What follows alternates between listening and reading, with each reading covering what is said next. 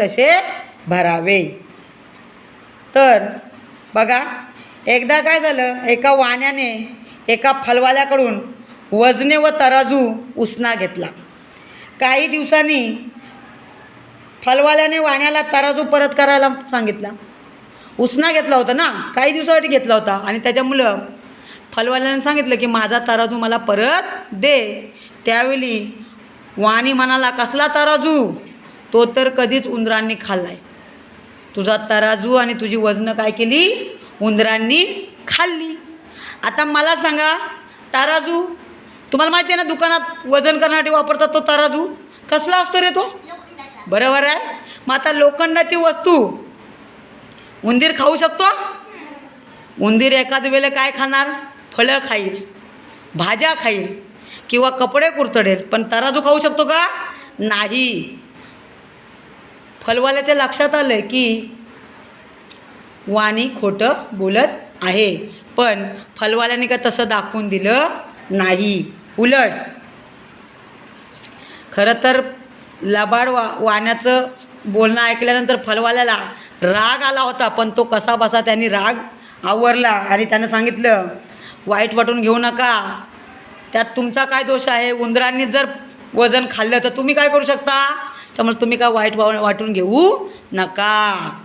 दुर्दैव ते माझंच आहे की उंदरांनी काय खाल्ली? वजनं खाल्ली, पण तुम्ही काय वाईट वाटून घेऊ नका. असं एवढं फलवाला बोला आणि तो तिथून निघून गेला. बघा, फलवाल्याला खरं तर राग आला होता, कारण उंदीर तराजू खाऊ शकत नाही हे फलवाल्यालासुद्धा माहीत होतं, पण त्यानं तसं दाखवलं नाही. आपला राग त्याला दाखवला नाही. त्याने रागावर थोडंसं नियंत्रण ठेवला.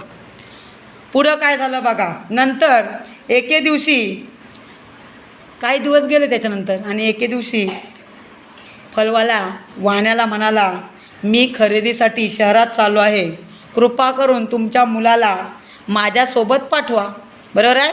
उद्या मी शहरातून परत येईल, त्यावेळी तुमच्या मुलाला घेऊन येईल. बरोबर की नाही? मी एकटाच चाललो आहे, मला एकट्याला कंटाळा येतो आहे, त्यामुळं काय करा, माझ्यासोबत म्हणून तुमचा मुलगा पाठवा. आता वाण्याला काय कल्पना नव्हती की आपण याचा तराजू खोटं बोलून ठेवला आहे तसाच, त्याच्यामुळं याला राग आला असेल हे काय त्याला एवढं वाटलंच नाही. आणि त्याच्यामुळं वाण्याने अगदी हसत हसत आपल्या मुलाला फलवाल्याच्या सोबत पाठवलं. फलवाल्याच्या सोबत पाठवल्यानंतर पुढं काय झालं माहिती आहे का? दुसऱ्या दिवशी फलवाला एकटाच आला. मग वाण्यानं विचारलं की माझा मुलगा कुठे आहे? अहो, तुमच्या मुलाला काय झालं, करकोच्याने उचलून घेऊन गेला. कोण उचलून घेऊन गेला? करकोच्या. करकोच्या माहिती आहे ना, पक्षी आहे ना. आता पक्षी एखाद्या मुलाला उचलून घेऊ शकतो का? नाही. त्यामुळं वाण्याला राग आला आणि त्यांनी रागानं म्हणाला, अरे करकोच्या, कधी मुलाला घेऊन जाऊ शकतो का? एवढा माझा मोठा मुलगा 10-12 वर्षाचा, त्याचं एवढं वजन असताना तो एखादा करकोचा त्याला उचलून उडून जाऊ शकतो का? त्यावेळी फलवाला शांतपणे म्हणाला, जसं उंदरांनी वजन आणि तराजू खाल्ला तसंच तुझ्या मुलाला सुद्धा करकोचा काय केला? उडून घेऊन गेला. आणि मग मात्र वाण्याला आपली चूक कळली, समजलं आपली लबाडी, आपण लबाड वागलो होतो. बरोबर आहे. वाण्याला आपली चूक कळल्यानंतर वाण्याने पहिल्यांदा माफी मागितली फलवाल्याची आणि सांगितलं, याच्यापुढं मी असं कोणाला फसवणार नाही. त्याने पहिल्यांदा त्यांनी घरात लपवून ठेवलेली वजन आणि तराजू फलवाल्याला परत केला. परत केल्यानंतर